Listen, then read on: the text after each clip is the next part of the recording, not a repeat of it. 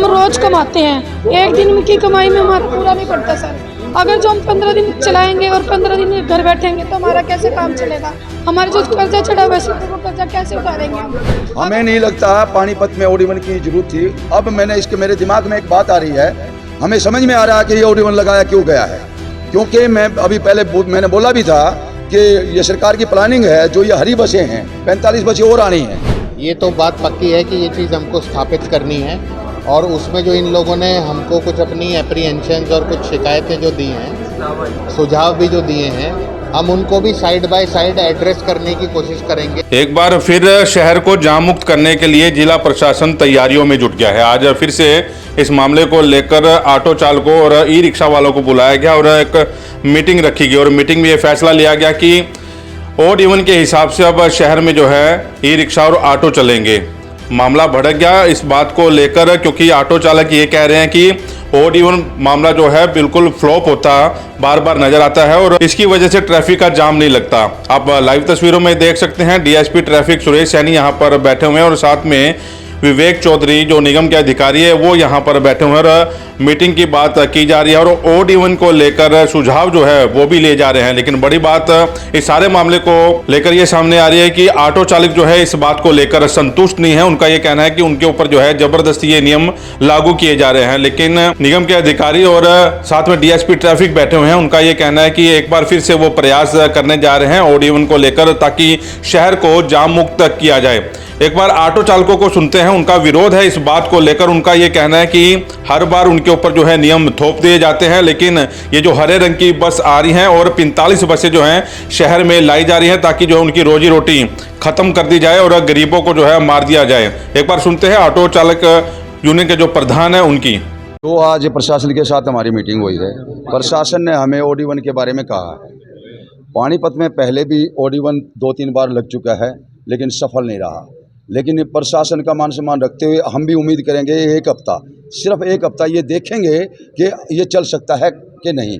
अगर हमें ये लगा कि ऑटो वालों की रोजी रोटी पे कोई डिफेक्ट पड़ा है तो हम इसका विरोध कर देंगे, हम इसको लागू नहीं होने देंगे।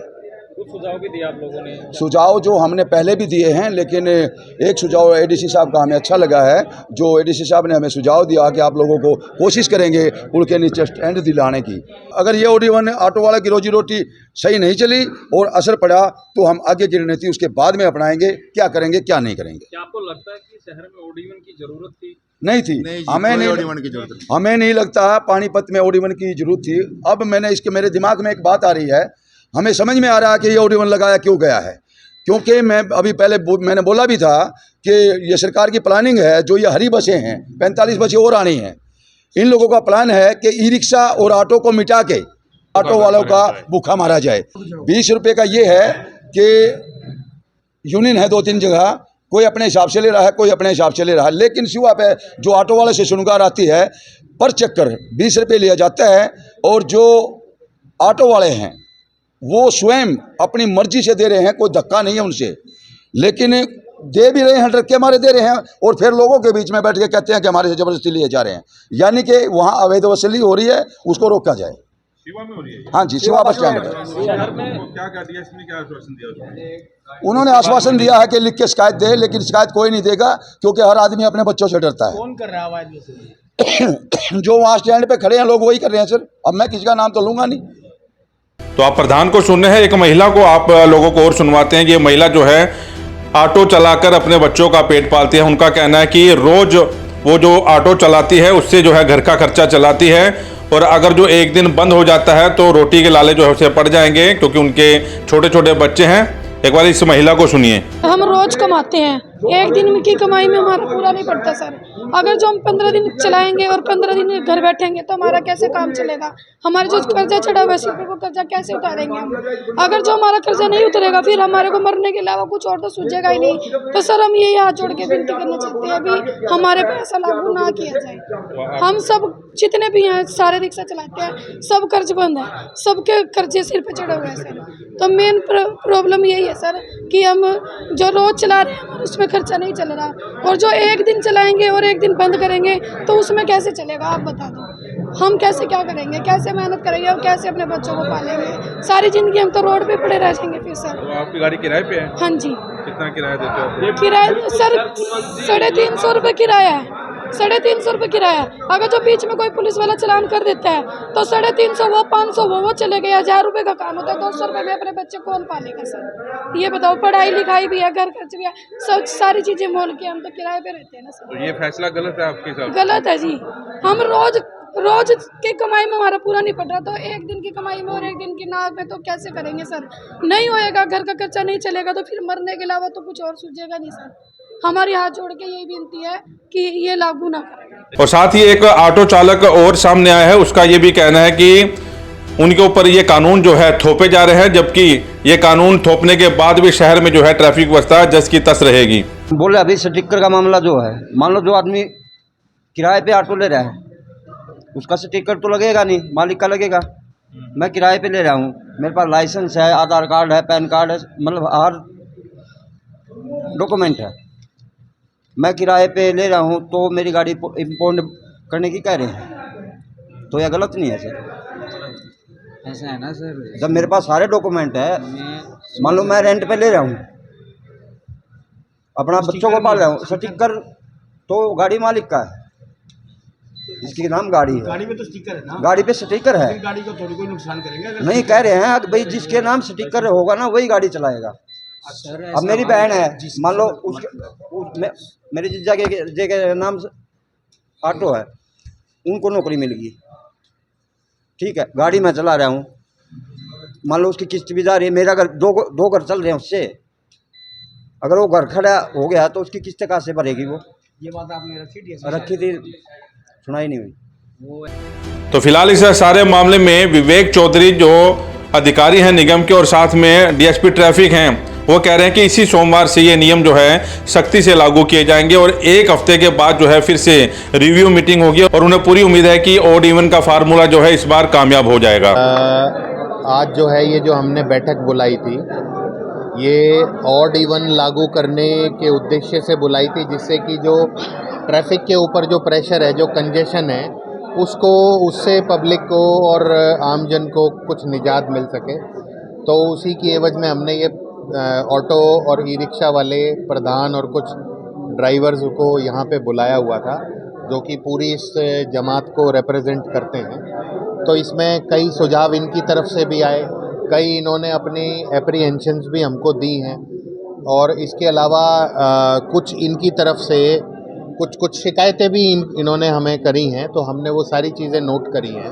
और अभी जो हमारी अंतिम सहमति बनी है वो इसी चीज़ पे बनी है कि ये जो आने वाला हफ्ता है, इसमें हफ्ते के प्रतिदिन के हिसाब से, पहले दिन को जैसे हम सोमवार के हिसाब से, सोमवार को ऑड नंबर वाली रिक्शा चलेंगी, रिक्शा या ऑटो जो हैं वो ऑड नंबर वाली चलेंगी। ऑड नंबर से मेरा अभिप्राय है जो उनका रजिस्ट्रेशन नंबर होता है उसमें जो अंतिम जो डिजिट है वो ऑड होनी चाहिए। तो सोमवार को ऑड रहेगा, मंगलवार को इवन रहेगा। इस प्रकार एक हफ्ते का हम जो है ये तजुर्बा करेंगे, हफ्ता 10 दिन का, और उसके बाद दोबारा मिलेंगे। उसके बाद हम इस ऑड इवन को तारीख से जोड़ने की या मान लीजिए कि दिन से जोड़ने की, उसके ऊपर हम चर्चा करेंगे। फिर अपने तजुर्बे और उन चर्चाओं के हिसाब से जो भी निष्कर्ष निकलेगा हम उसको आगे जो है उसी हिसाब से लागू करेंगे। एक हफ्ता ट्रायल बेस चलाया जा रहा है। आप ये समझ सकते हैं कि ये ट्रायल बेस है, परंतु ये चीज़ हमको स्थापित करनी है।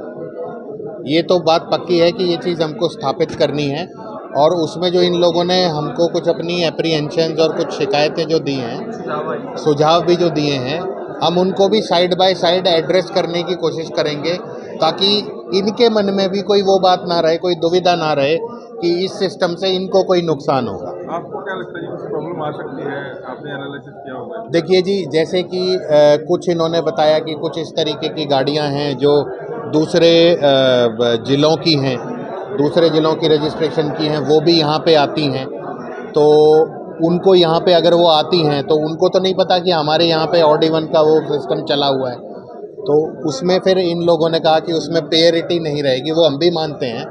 इसकी बाबत भी हम प्लानिंग करेंगे, एसपी साहब से, डीसी साहब से हम इस चीज़ की डिस्कशन करेंगे, और जो भी इसमें चाहे उनको चालान करने का मैकेनिज़्म हो या रोकने का मैकेनिज़्म हो, उसको हम एनफोर्स करने की कोशिश करें। प्राइवेट गाड़ियों में भी सर लागू रहेगा? देखिए अभी आप इसको ऐसे मान लीजिए कि ये अभी हमारे सारे सिस्टम का फेज़ 1 है, और कोई भी बड़ी जब सिस्टम को हम स्थापित करने की कोशिश करते हैं तो छोटे छोटे एक्सपीरियंसेस से ही आगे बढ़ा जाता है। तो अभी के लिए तो कोई इस तरीके की प्लानिंग नहीं है, पर निकट भविष्य में ज़रूर इसके बारे में भी सोचा जाएगा। जितने भी हमारे सिटी एरिया है या वो मान लिए समालखा तक हैं, वो सभी के ऊपर हम लागू करेंगे पूरे ज़िले में।